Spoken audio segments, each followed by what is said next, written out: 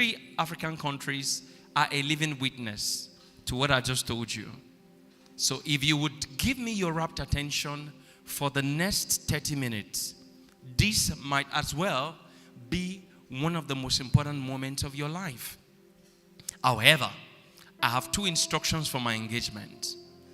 I want you to all fix your gaze on me. All eyes on me now. All eyes on me now. And make this a practice every single time you come for a meeting, you're in a conversation.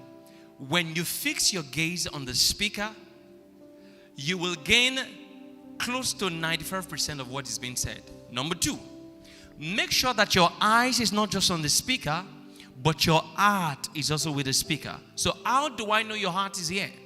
When I say, do you understand? I want you to turn down. If the responses drop, it means your attention has dropped. That's how I gauge engagement.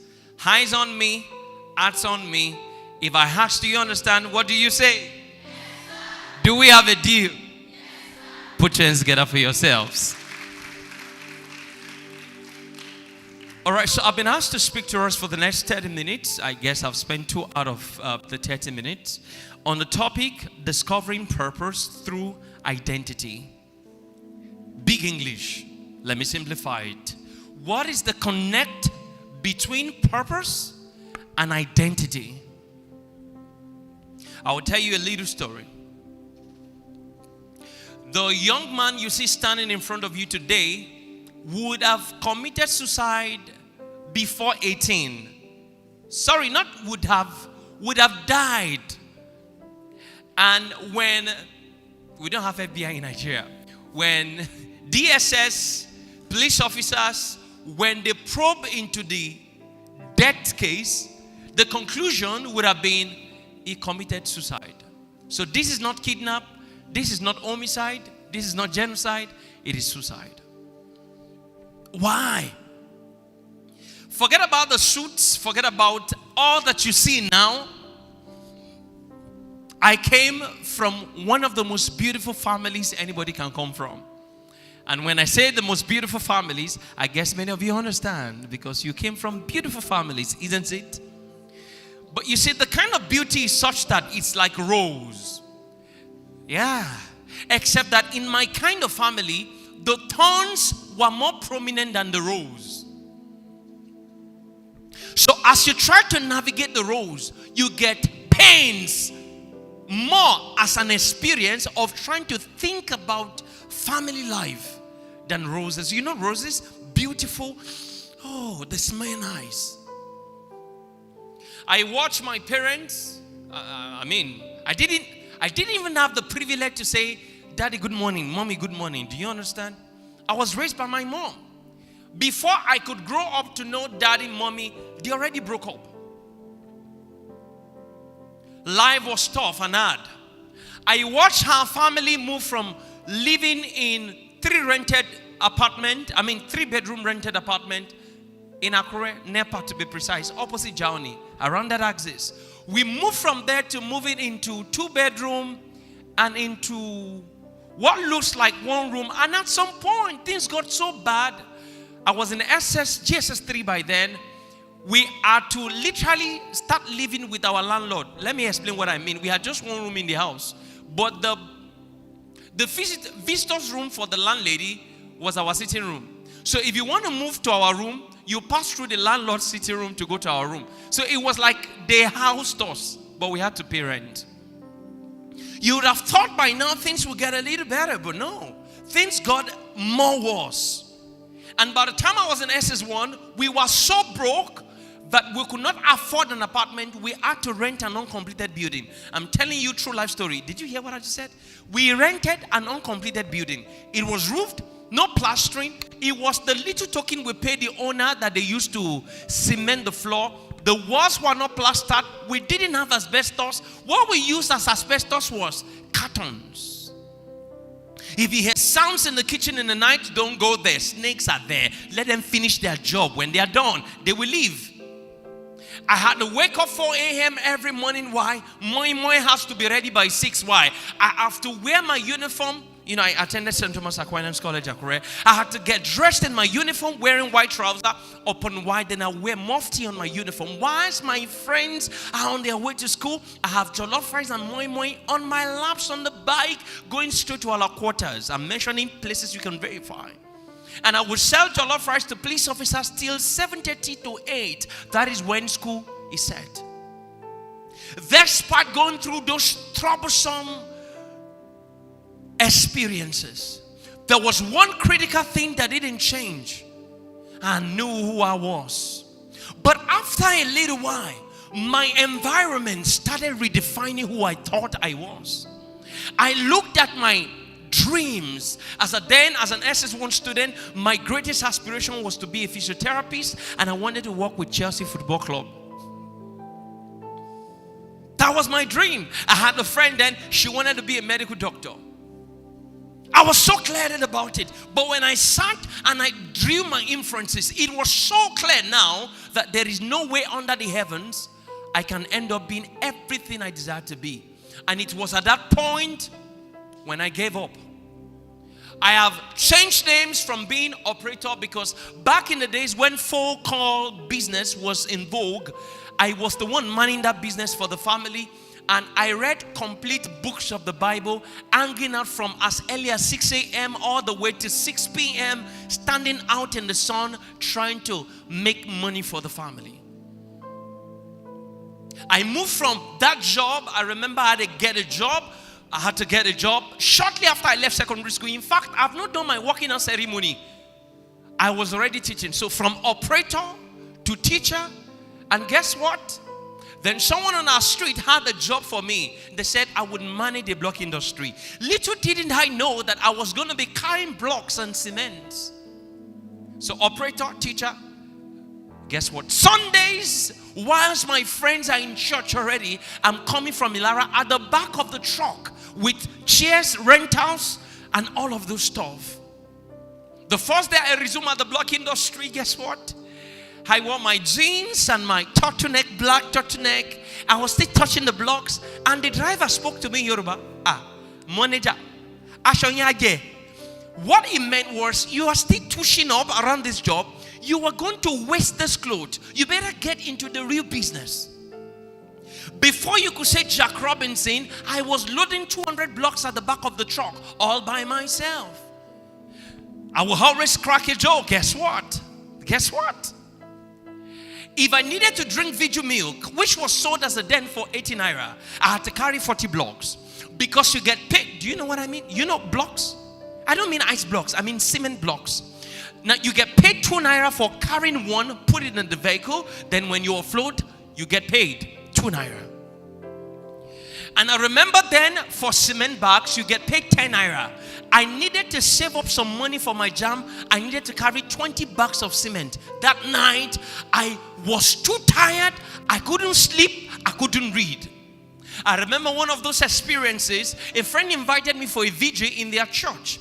So the pastor called students who were about to prepare for jam to come out to be prayed for. I came out alongside with the student because I was too exhausted from the block industry work. By the time we knelt, I slept off in front of the altar. Pastor was done praying. Everybody went back to their seat.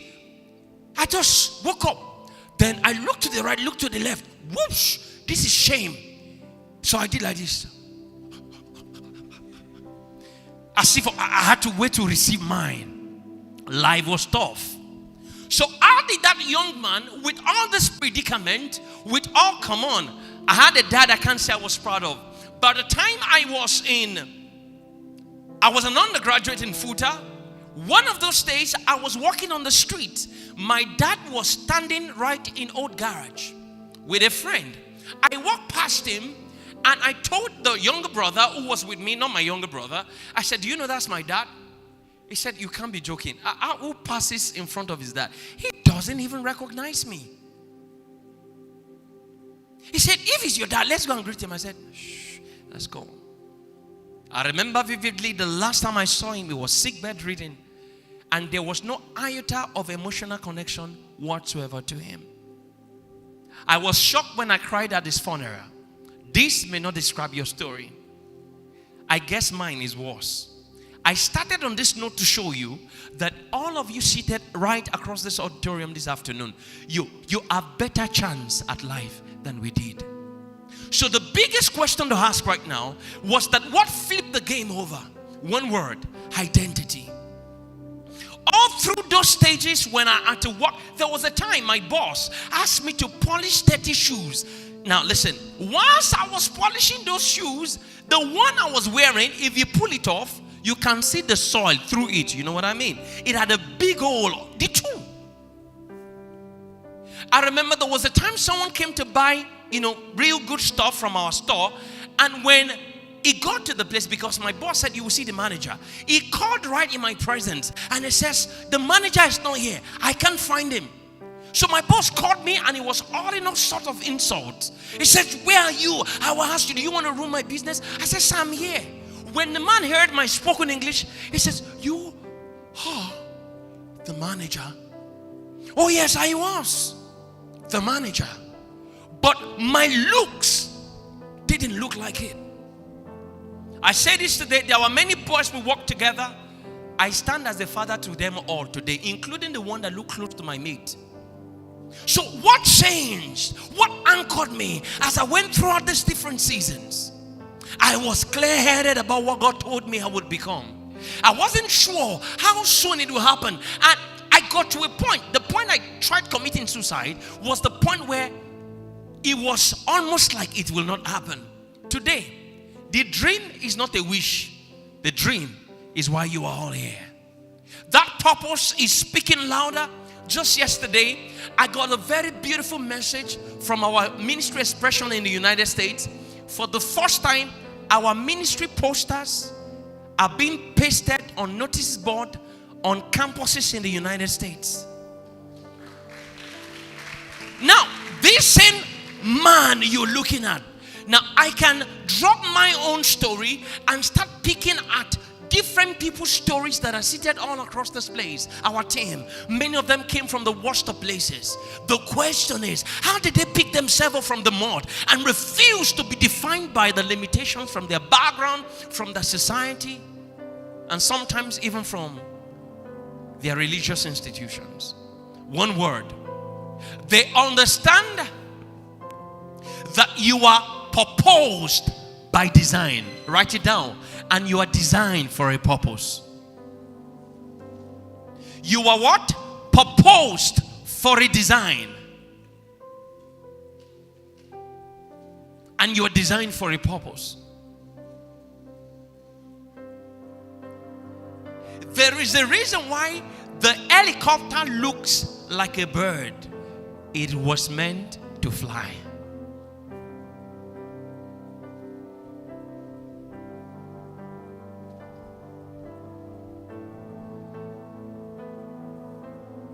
Truth moment. Everybody please look at me. How many of you at one point or the other have wished you look like someone else? All eyes closed.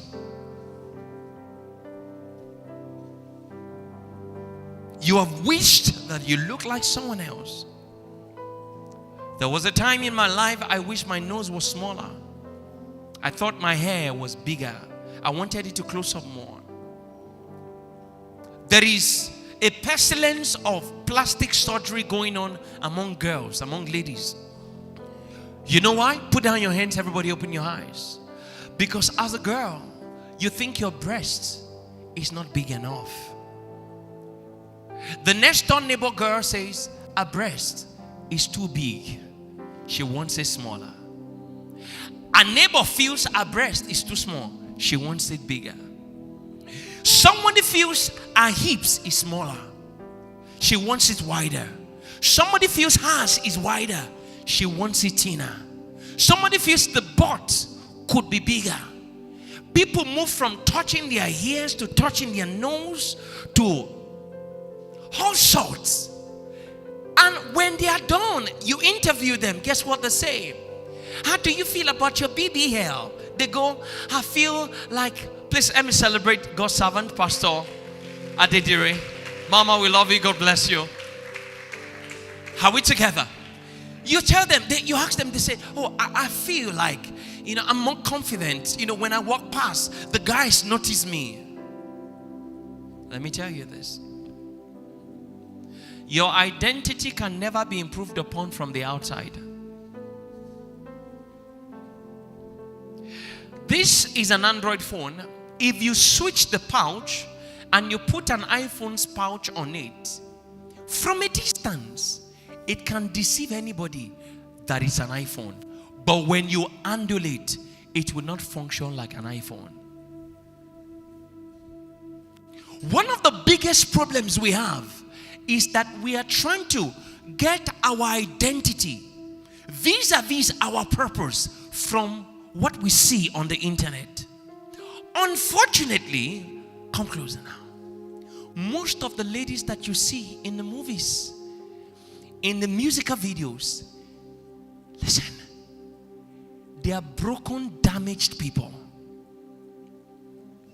Let me tell you what I mean. There is a story in the Bible. I'm not here to preach you. Jonah was meant to go to Nineveh, but he said he wasn't going. So he said he was going to go to Tarshish. So he joined a ship, and there was trouble. The sea was boisterous, right? Everybody was going to lose everything. When the boat was going to be lost, guess what they did? They started throwing everything valuable out. When you see those ladies, it's now a competition of who can dress more naked. It's because what makes them women has been destroyed on the inside. They have to get validation from outside. Oh, you don't understand. The idea is that since you know you may never be it, fake it. But if you must fake it, you must fake it so well that people will believe it is real.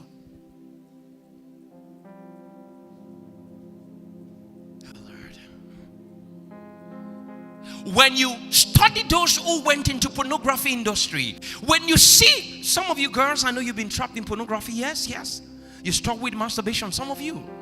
When you see those girls, you think they enjoy what they are doing. I have studied for several years the pornography industry.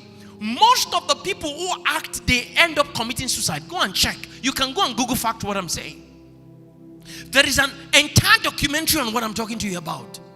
They feel empty, they feel useless. So guess what? When you feel, oh Lord, thank you.